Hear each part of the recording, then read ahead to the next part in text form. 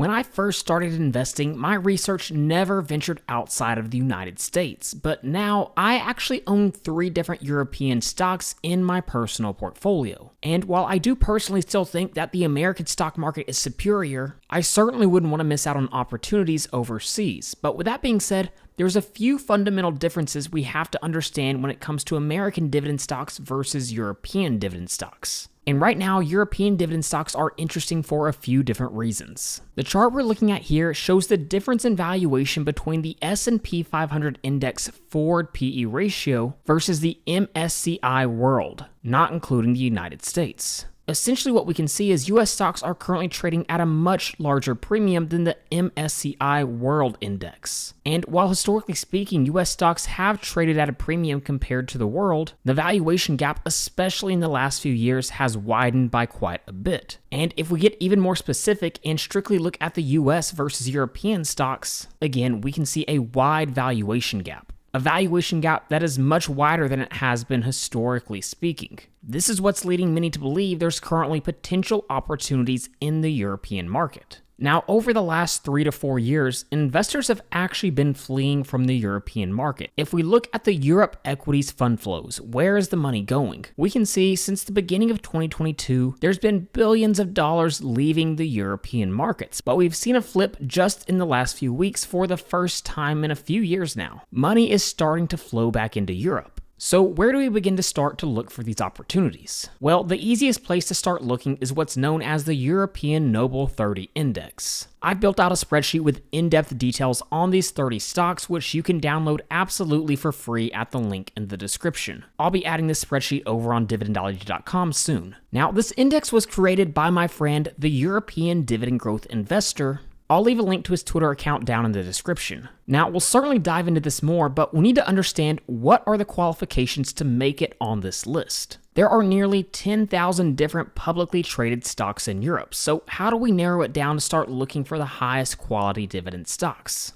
Well, the criteria is actually pretty straightforward. Number 1, you must be headquartered in Europe. Number 2, at least 20 consecutive years of paying or growing dividends. Number 3, the market cap must be above $5 billion. With just those 3 criteria, we're able to narrow it down from around 10,000 stocks down to around 30. And many of these companies have been around for over a century. And in fact, 5 of these stocks have been growing dividend payments for 50 or more years. Now, before we dive a little bit deeper into these stocks, we have to understand there are some fundamental differences between European stocks and American stocks. And you cannot invest in European dividend stocks with understanding these key differences. Here on our spreadsheet, again, for free at the link in the description, there's a few columns that are very important. To start, look at the dividend frequency for these different stocks. In America, the vast majority of stocks will pay a quarterly dividend. They'll pay a dividend 4 times a year, and in some rare cases, we'll see some stocks paying monthly dividends. That's not typically the case for European dividend stocks. In fact, we can see there's only around 4 different companies in the European Noble 30 Index that pays out quarterly dividends,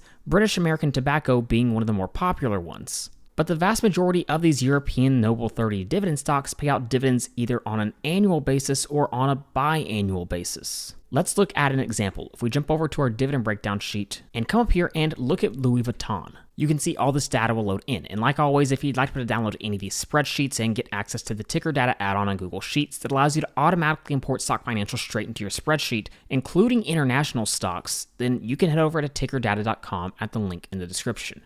Now, at first glance, we don't see anything too crazy. Louis Vuitton yielding around 2.5%, phenomenal dividend growth over the past 5 and 10 years. But things start to look interesting when we actually scroll down and look at the dividend history. Let's blow this chart up just a little bit more and take a closer look. What do you notice about this chart?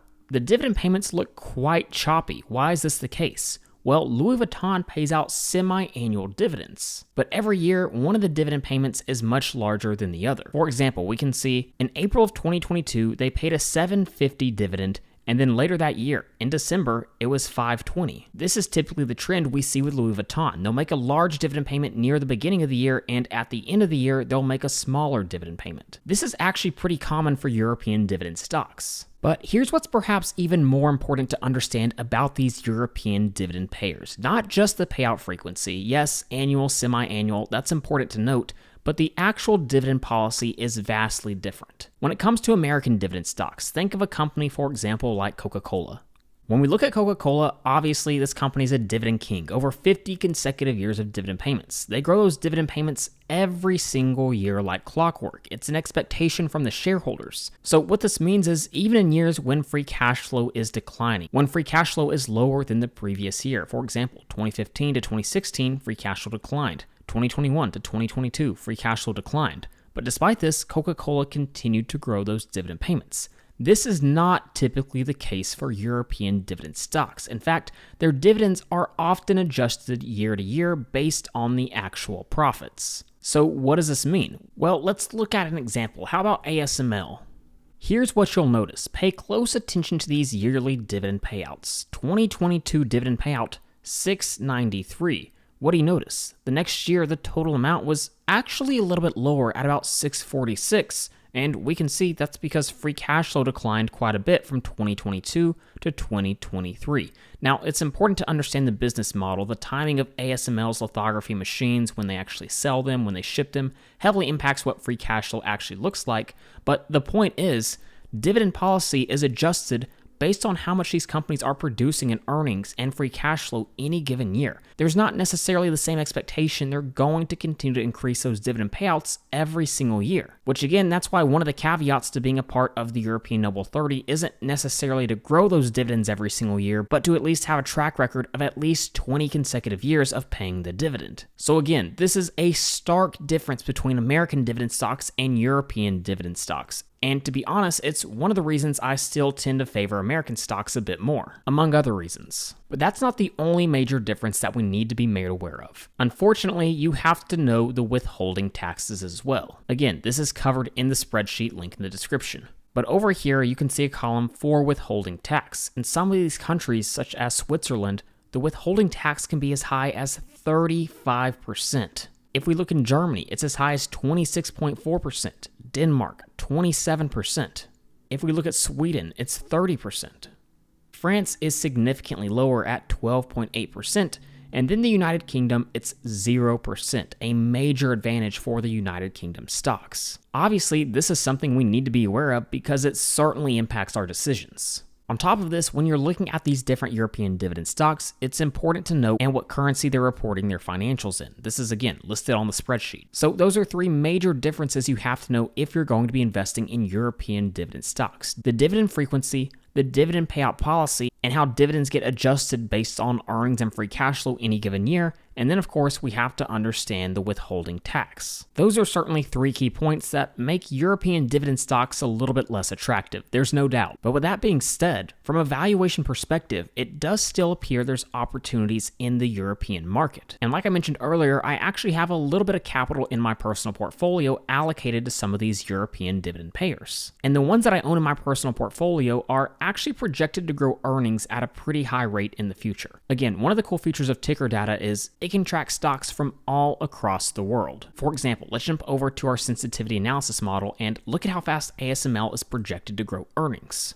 If we go ahead and zoom in, look down here. With ticker data, you can automatically import the average estimated EPS projection from analysts. With ASML, earnings are expected to explode in the coming years. The projected EPS CAGR through the year 2029 is about 14%, and if we look at it over the next few years, by the year 2027, it should be around 35.23. For reference, if we look in 2024, it was sitting at 19.25. That is rapid earnings growth. And based on those numbers, you can see ASML does look like it's trading at an attractive valuation if we apply that projected EPS growth rate. And then assume, even though the PE ratio is about 25% lower than its 10-year average, that it doesn't even climb any higher. What we can see is, by the year 2030, that would give them a target price of about $1,409, meaning a total return, actually not including dividends, of 89%, or compounded return of above 11%. Again, that's not including any multiple expansion, which I certainly think is possible. Another example would be Novo Nordisk. If we come up here, plug in Novo Nordisk's stock ticker.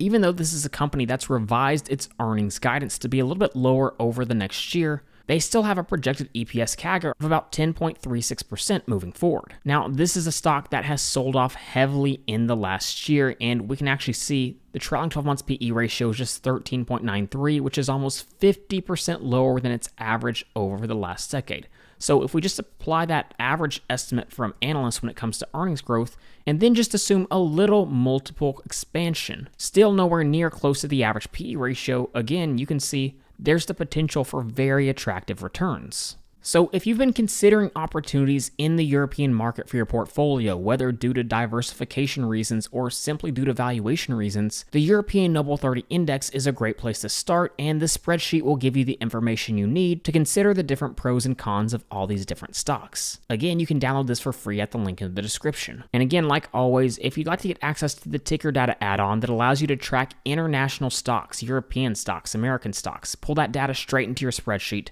and also get access to any of the spreadsheets that you've seen in my videos, then you can head over to tickerdata.com at the link in the description. So with all that being said, thank you guys so much for watching, and please don't forget to like and subscribe to the channel.